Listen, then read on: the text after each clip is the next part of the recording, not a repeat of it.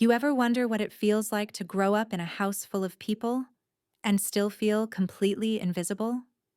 What if the person you trusted most turned out to be the one holding the knife? This isn't just a story about war. It's about silence, betrayal, and finding your voice when the world tries to take it from you. If you've ever felt overlooked, underestimated, or like you had to fight just to be seen, stay with me, because my story might be yours too. Don't forget to like the video, subscribe to the channel, and leave a comment. There are more stories coming about strength, survival, and people just like us. My name is Casey Reeves. I'm 28 years old, born and raised in Austin, Texas. And for as long as I can remember, I've lived with the feeling that I didn't belong in the place I was supposed to call home. Growing up, it was clear who the star of the family was. Jason, my older brother, could do no wrong. Even when he did. He was the golden boy, the pride of my parents, the one they introduced with a sparkle in their eyes at every dinner party and church event. Jason made the honor roll again. Jason got into another advanced program. Jason scored the winning touchdown. And me? I was just Jason's sister. They said I was quiet. Low maintenance, my mom called it. Like a broken appliance you forget to replace. I was expected to smile, to help, to be polite, to stay in the background. And I did. For years. I became good at being invisible. Jason took up all the space in the room and I learned how to live in the corners. I was the one who cleaned up after his tantrums. The one who covered for him when he snuck out. The one who listened when our parents fought because of something he'd done. And somehow it was never his fault. I don't know when I stopped trying to be seen. Maybe I never even started. But something inside me, something quiet but unshakable, knew I wasn't meant to live in someone else's shadow forever. At 17, I applied to the army behind my parents' backs. I remember the night I told them. My father didn't even look up from his paper. My mother asked if I was doing it just for attention. Jason laughed and said, "You? The army? Good luck with that." That laugh stayed with me for years. It echoed in my head during the hardest nights of training, louder than any drill sergeant's voice. But I left anyway, with a single duffel bag, $200, and a pair of combat boots that didn't yet fit right. I don't think my parents even hugged me goodbye. It's strange. How you can live in a house full of people and still feel like no one would notice if you disappeared. Some people join the military for honor, others for escape. I guess for me, it was both. The first few months were brutal. I was one of only 3 women in a class of 32. I was too short, too soft-spoken, too civilian. My drill sergeant once said I blinked like a deer that wandered into a war zone, but I never blinked twice. I kept my head down. I pushed harder than anyone. I ran until my legs gave out. I held back tears when the letters from home stopped coming. While others had family cheering them on, I had silence, but something started to shift.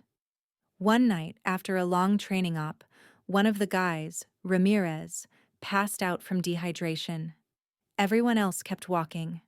I dropped my pack and carried him the last half mile on my back. No one asked me to. No one expected me to. But I did it. And for the first time, I heard someone in my unit say my name with respect. That night, lying in my bunk staring at the ceiling, I didn't feel small. I didn't feel like Jason's sister. I felt real, like I existed for a reason of my own. Looking back now, it's hard to say if I was running toward something, or just away from the girl I used to be. But I know this. Sometimes you have to leave home to find out what home even means.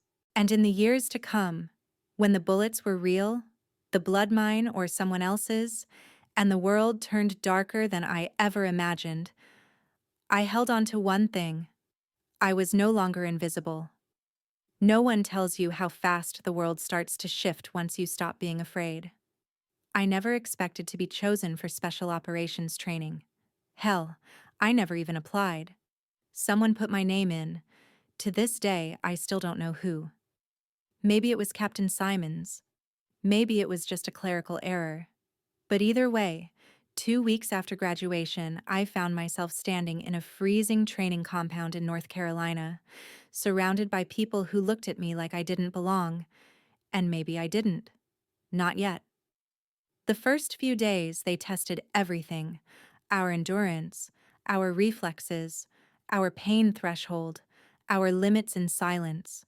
The kind of silence that pressed in from all sides and made you question your own heartbeat. Out there, it didn't matter what gender you were, where you came from, or whether your parents had ever said they were proud of you. All that mattered was whether you could keep going when your legs gave out, and your mind told you to stop. I remember a day, cold, pouring rain, soaked through and trembling. We had to crawl uphill for hours with full gear and no food.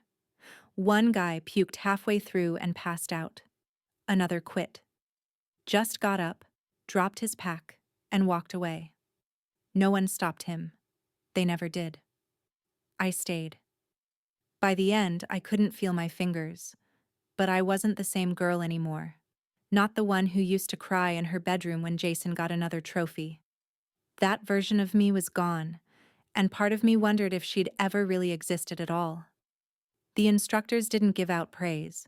You'd kill for a nod.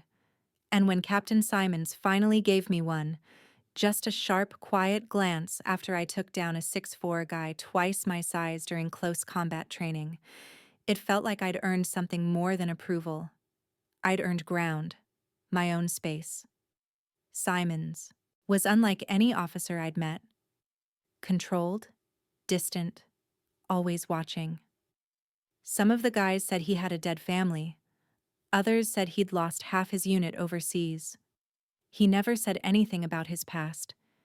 He didn't need to. There was something in his eyes that told you he'd lived through the fire and come out scorched but standing.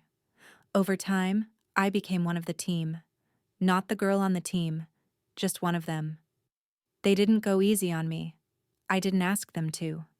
I learned to shoot straighter, move quieter, think faster. They started calling me Ghost because I slipped through buildings like I wasn't even there.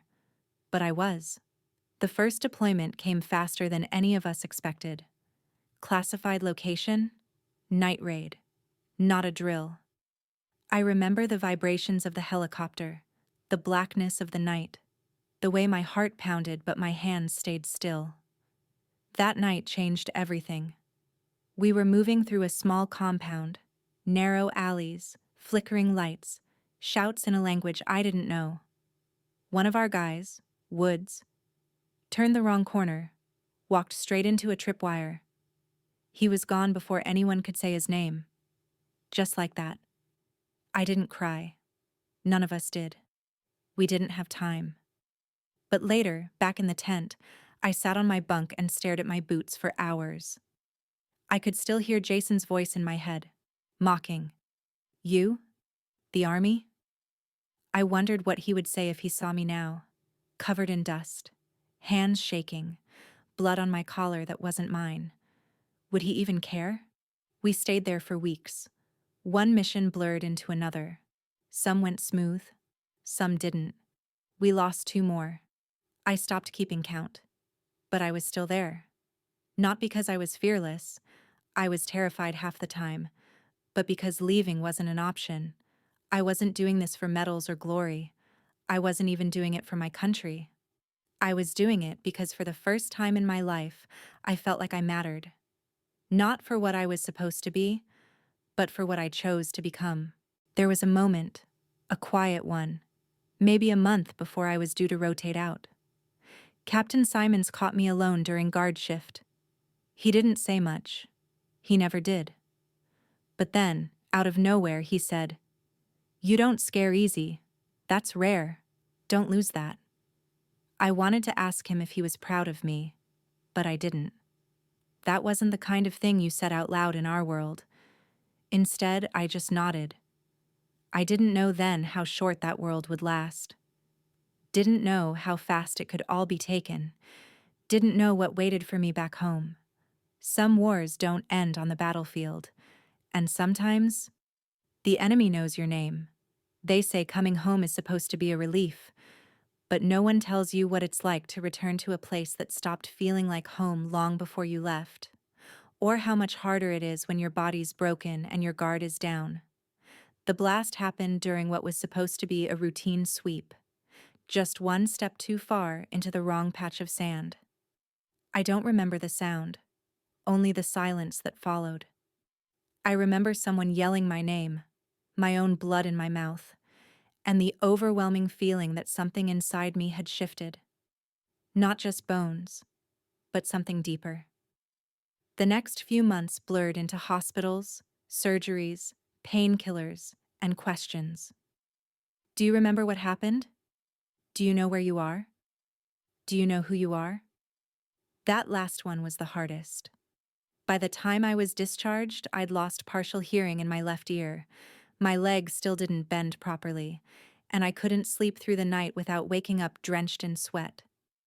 They gave me a medal and a folded flag and told me I'd done enough. But it didn't feel like enough. It felt like being benched in the middle of a war I hadn't finished fighting. Jason picked me up from the airport. I hadn't seen him in years.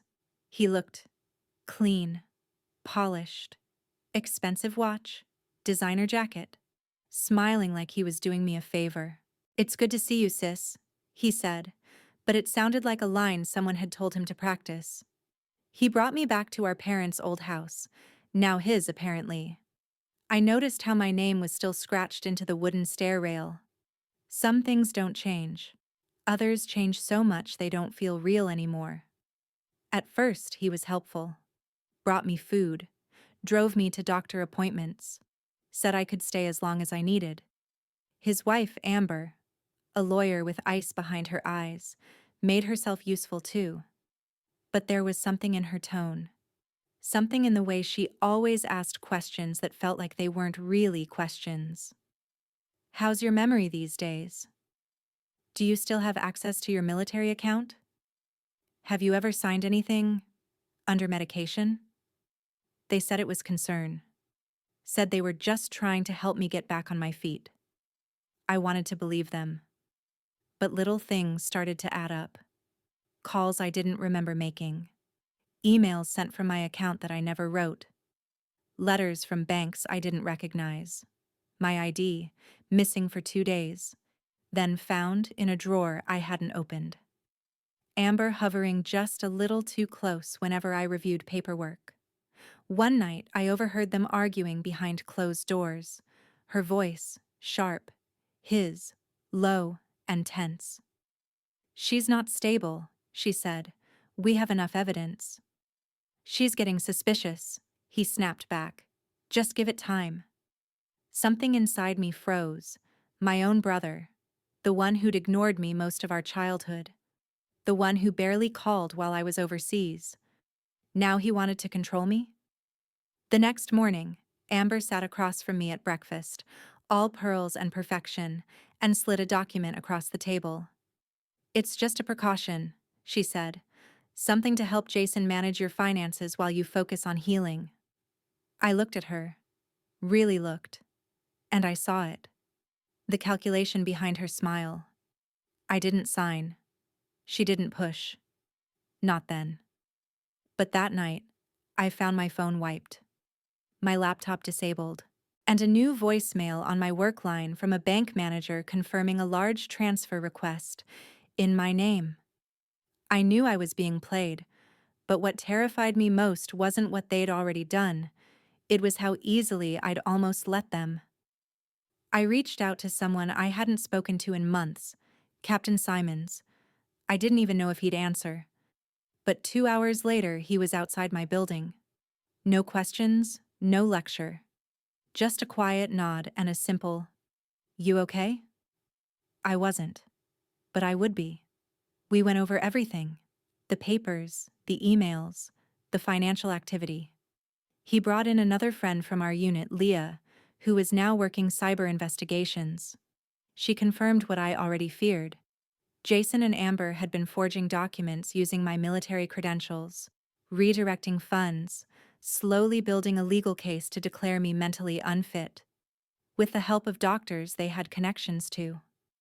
They'd been planning this for months, maybe even since the day I came home, and I had walked straight into it. For days, I felt sick. Not because of what they tried to take, but because it was him, my own brother, the one person I'd never competed with, never fought, never stood up to. The one I had spent most of my life trying not to outshine. Now he was trying to erase me, but I wasn't that quiet girl anymore. Not the one who lived in the corners. The next step wouldn't be easy. We'd need hard proof. Voice recordings, data trails, witnesses. And we had to do it fast. If they succeeded in pushing the declaration through, I'd lose everything. My freedom, my rights, my voice. I didn't know who else was involved. I didn't know how far Jason would go. But I knew one thing with absolute certainty. I had survived war zones with less betrayal than what I'd just found in my own bloodline. And this time, I wasn't fighting alone. Some fights happen in silence. No weapons, no battlefields. Just paperwork, manipulation, and a web of lies spun in polished living rooms with wine glasses and fake smiles. But I had learned how to fight on real ground. And this time, I wasn't crawling uphill alone. The evidence we gathered over the following weeks wasn't easy to come by. Jason had been smart, methodical. He used my injury, my silence, my trust. But he didn't count on the people who stood with me, people I had bled with, marched beside, survived beside. Leah traced the fake transfers back to burner accounts tied to Amber's law firm. Simons helped dig up signed affidavits that proved I wasn't the only one they had tried this with. There had been another veteran, a man with PTSD who'd lost everything before anyone noticed. He never got the chance to fight back. But I would. The courtroom was colder than I expected. Jason sat across from me in a tailored suit, calm, almost smug, like he still believed he had control. Amber was stone-faced, hands folded neatly in her lap.